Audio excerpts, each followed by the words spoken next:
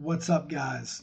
I got asked to do a video about burning out and avoiding injuries. The question, I believe, was how can a fighter that trains hard, that's very serious, avoid getting burned out and avoid getting injured? And the short answer is they can't. They can't. You can't really. It's if you do this long enough, you're going to get injured. You're going to have some injuries.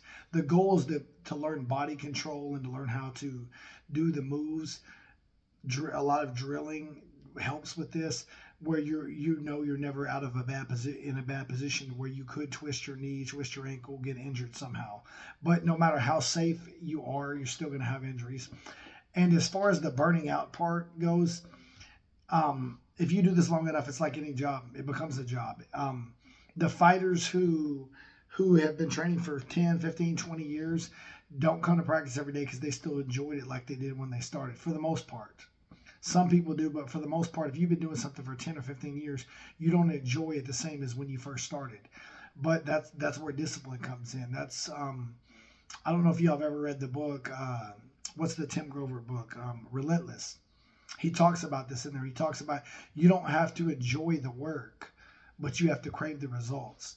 Now, when you do enjoy the work, when you're new and you love this and you love it so much, it seems more natural to you. It comes natural, and it's more enjoyable because you want to be there. As you get more serious and train for a very long time period, what happens is it becomes routine.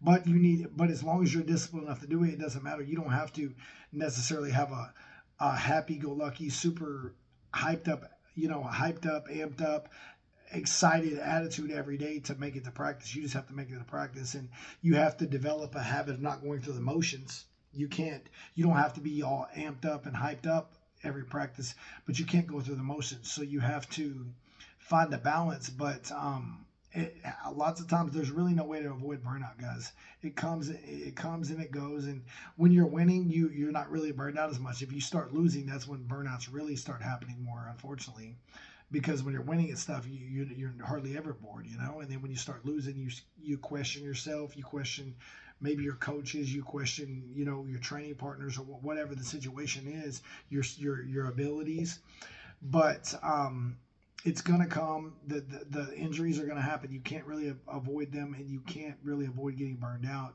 The best thing you can do is be disciplined, be extremely disciplined, be aware of what you're doing when you're training, especially grappling, because you tend to have more injuries in grappling and practice than you do striking. So be aware of body control and being in bad positions where you can injure yourself. And then also with the burning out, you have to be disciplined. It's that simple. You're not always going to feel like going to work every day, but you still got to perform. So as long as you crave the end result, you don't have to love the work. Like the book Relentless says, you don't have to love the work. You just have to want the result. And if you're willing to put in the work to get the result, you still have a great chance of winning. So I know that's not maybe the answer you wanted to hear, or the guy who asked the question, but that's the best answer I got, is that you're going to get burned out, and you need to crave the result of training. Maybe go back and watch some of your old fights that you've had and watch yourself winning. See how happy you were. See how it felt, and maybe make a highlight. As cheesy as it sounds, make a highlight video. Like, let's say you've had 10 fights. Make a clip of your fights, and you for maybe like a 2-minute video, 1 minute or 2-minute video clip of you landing combinations in a fight, you knocking someone out if you have knockouts, and you seeing your hand being raised. Show a highlight of you getting your hand raised multiple times, and watch that every night, or watch that before practice. Whatever you have to do to get you in the moment, do it. Do whatever you have to do. But at the end of the day, you're not always going to love it. This is a hard one.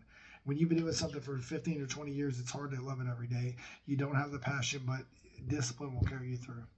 Just the best advice I got for that question. If you're new to martial arts and you're looking for a gym in your area, get my book, The Ultimate Guide to Choosing a Martial Arts School and Instructor, a good guide to help you find a gym near you. Any other questions y'all have, just leave below, and I'll try to make a video. Thank you, guys. I appreciate the support.